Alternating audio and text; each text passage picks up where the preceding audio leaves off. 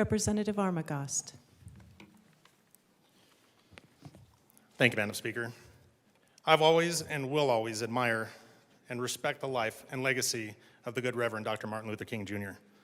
Serving in the military myself in 22 years and also in law enforcement, I fought for the freedom of every American and the freedom that Dr. Martin Luther King spoke of. Despite the state of our nation during his life, Dr. King was a patriot that embraced and applied the principles of our nation that united all Americans.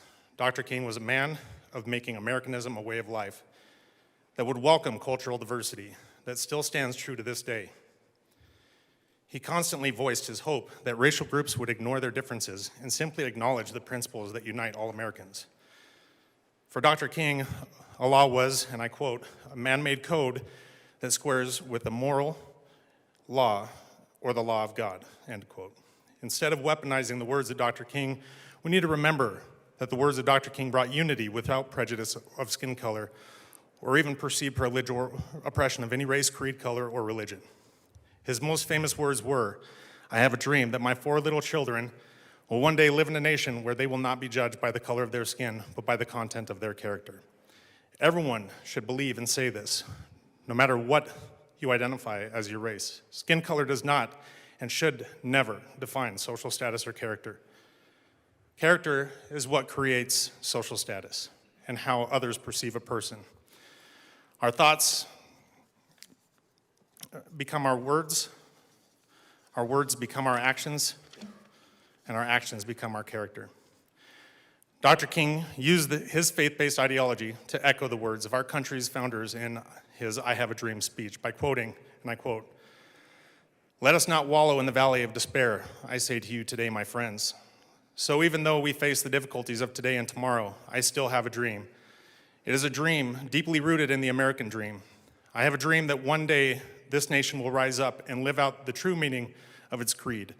We hold these truths to be self-evident, that all men are created equal," end quote. His messages of choosing to love one another rather than hate will always ring most loudly with his quote saying, quote, "Power at its best is love implementing the demands of justice. Justice at its best is love correcting everything that stands against love," end quote. Dr. King was one that stood for working for our freedom and respect, saying, quote, "Change does not roll in on the wheels of inevitability, but comes through continuous struggle. And so we must straighten our backs and work for our freedom. A man can't ride you unless your back is bent," end quote. Dr. King's message of unity and love must be kept in its intent of such, rather than messages of hatred. Hatred, disrespect, judgment, and bias of a person based on the melanin content of their skin. We must all unite regardless of sex, Republican, Democrat, religion, ethnicity, race, creed, or anything. We must stand shoulder to shoulder and bring back and further commemorate the values of Dr. Martin Luther King, Jr. That will make us free again from all levels of racism. There comes a point where we must unite in the most famous words of Dr. King, free at last, thank God Almighty, we are free at last."